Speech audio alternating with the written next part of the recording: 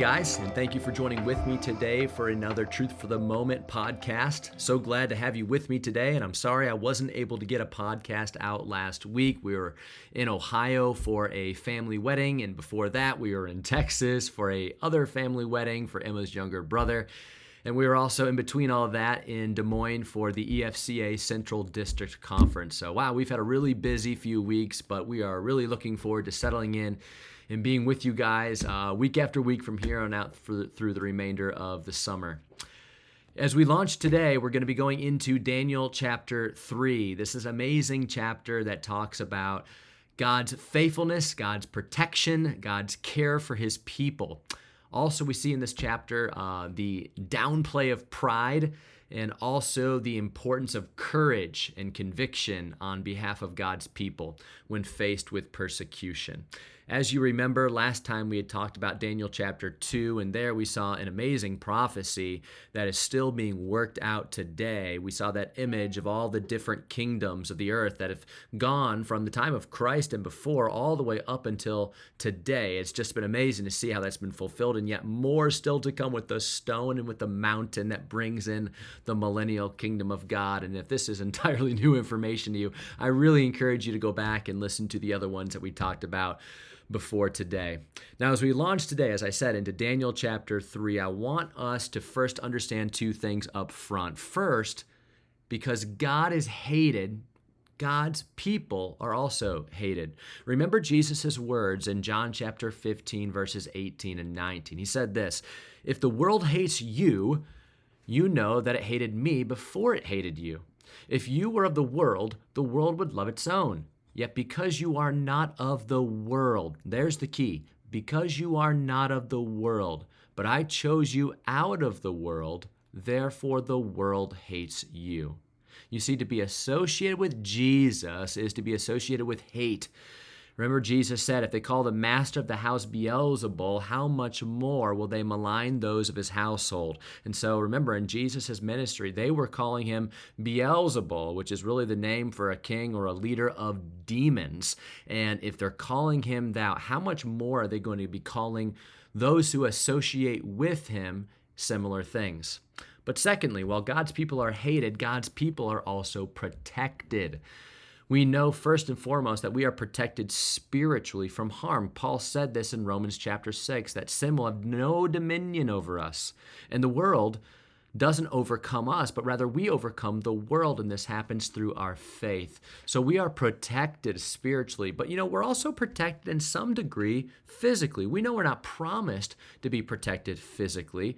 Often God's purposes are worked out through our pain and through persecution. And we're seeing that right now here in the book of Acts as we go through that on Sunday mornings. But we're probably protected, I think, also physically more than we realize as believers. You know that we have angelic protection. Psalm 91 verse 11 says that God commands his angels concerning you to guard you in all of your ways. Psalm 34 verse 7 says that the angel of the Lord encamps around those who fear him, and he delivers them. So God often does use protection for us physically, for those who are his saints. And now here in our text for today, we see just that.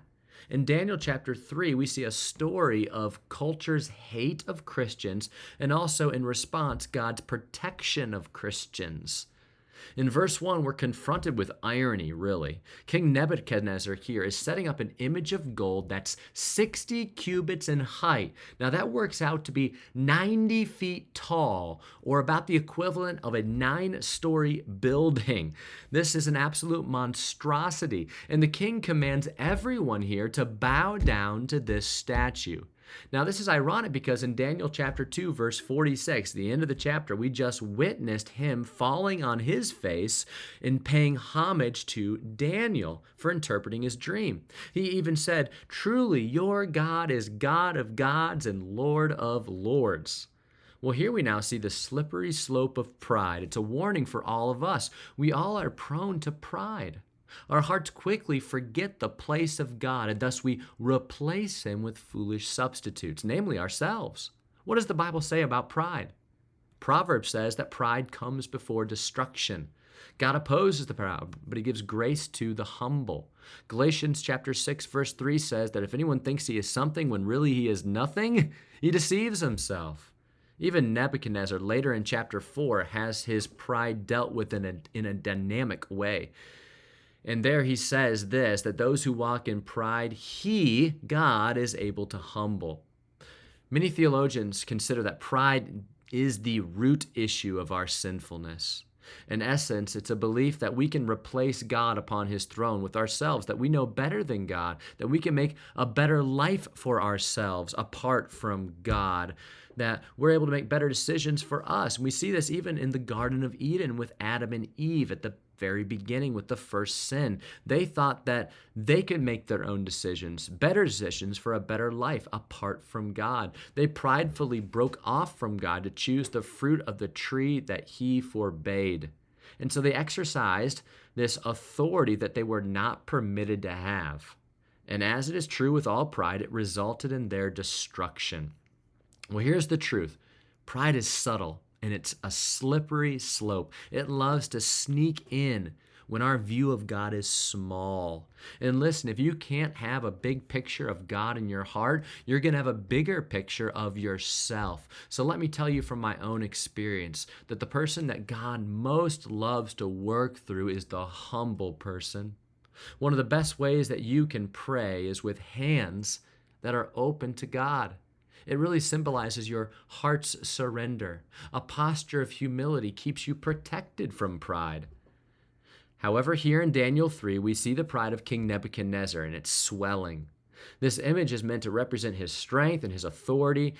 And in bowing down to the image, people really are bowing down before his image. He thinks of himself as a god on earth. I mean, why not, right? Your kingdom is the greatest in the world at that time. All people have to listen to what you say, and if they don't, then they are eliminated. So you might as well be their god. But what we're going to see here is that not everyone wants to bow down before the king's image as their god. Verse 8 tells us that some of the Chaldeans came forward with a plan to maliciously accuse the Jews. Now here's the hatred of God's people on full display. Hasn't it always been this way? Isn't this the way it is right now? God's people are being maliciously accused right now across the world because of Israel's decisions to attack Gaza and Iran. Even the U.S. right now is pulling back their arms support for Israel. How crazy that our country controls the advancement of Israel, but even more so, how crazy that we think that we can control it when really it's God's. Well, the plan put forward here by these Chaldeans is to catch these three men in particular for not bowing down to his image: Shadrach, Meshach, and Abednego. And when the king learns that these three won't bow down, verse 13 says that in furious rage he commanded that they be brought before him. Now here the king commands them once again to bow down. Oh, but I love that they refuse. Listen to what they say to the king in verses 16 through 18. O Nebuchadnezzar, we have no need to answer you in this matter. If this be so, our God whom we serve is able to deliver us from the burning fiery furnace, and he will deliver us out of your hand, O king. But if not, be it known to you, O king, that we will not serve your gods or worship the golden image that you have set up. Now, this is a powerful statement, isn't it? Of respectful, logical defiance. First, we see these three men disregarding Nebuchadnezzar as the ultimate authority. Has this monarch, you think, ever before heard these words? We have no need to answer you. Well, he was a king and he was the son of a king. Likely all he had ever heard his entire life was, yes, sir. But here we see these three men are telling him, we don't need to explain ourselves to you. If you feel the need to throw us into the fiery furnace, so be it. We will not obey you. Well, the three men also defied the king's power. By a word, remember, he had the authority over life and death. He could invade nations, destroy cities, and wipe out populations if he so desired. And as a result, he was used to fear in his presence. Everyone was paranoid that maybe a misspoken word or a perceived slight could in fact result in their own elimination. And these Jews, though they said to him, you feel now the need to kill us, they had complete confidence that God was able to give them the victory. They said, give it your best shot. Just know that there is one more powerful than you here, and he has the final say as to whether we live or die. And finally, they defied his sense of victory. No matter what happened to these three men, Nebuchadnezzar would still come out the loser. The trio's words, "but if not," are not a statement of doubt. They are not saying that maybe God can't save them from the fiery furnace. No, these three powerful words from Shadrach, Meshach, and Abednego declare for them their absolute acceptance of God's perfect plan. God, if you save us, great. But if you let us burn in the fiery furnace, also great.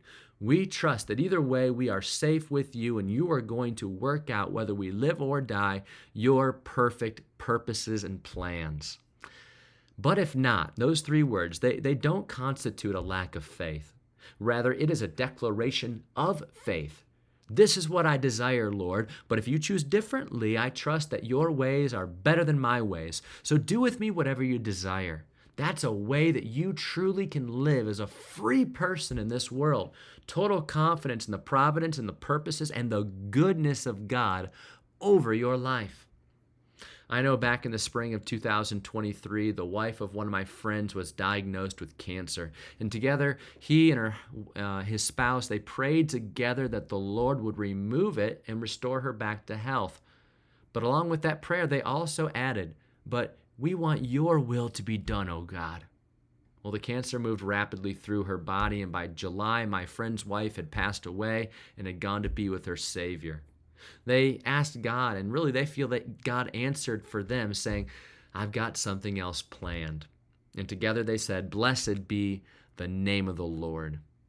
And so I want you too not to be afraid of saying, "But if not," right? Because when you ask your heart's desire, because your Father wants to hear it, we're letting God be God, desiring Him to have His ultimate result in our life, no matter the pain or sorrow that it might bring us.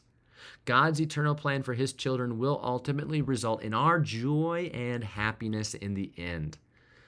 Well, next week, we're going to be seeing what happened to these three men. For now, I want you to be encouraged by their level of courage in God. They chose the straight and narrow road of full obedience to God alone. They weren't going to bow down to that statue. They were going to bow down to God alone. And just like Daniel resolved in chapter 1, now here in chapter 3, his friends resolved to do the same. God miraculously provided for Daniel in chapter 1, and now he's going to miraculously provide for his friends. Through it, God's going to prove yet again to the king that he alone is God. There is no other. And we're going to see that again, that with Nebuchadnezzar's pride, he is going to yet again come before destruction in chapter 4. If we walk away today with anything, let's remember that pride is always on the prowl. Satan actually wants us to feel good about ourselves, especially if it detaches us from the goodness of God. He wants you, like the king, to feel independent, because then you don't need to be dependent on God. Let's choose the path of humility by keeping God big before us today. Well, I can't wait to go into the remaining part of this chapter next week. But until then, I just pray you have a wonderful week. I look forward to seeing you on this coming Sunday. We'll be in Acts chapter 9 as we see the power of God's grace in saving Saul, who later then became Paul. It's an amazing story of God's goodness. And I want you to see God's goodness here throughout the book of Daniel too. It's an amazing book, and I look forward to continuing to go through it in the weeks to come. Blessings on you this week. I'll talk to you again soon.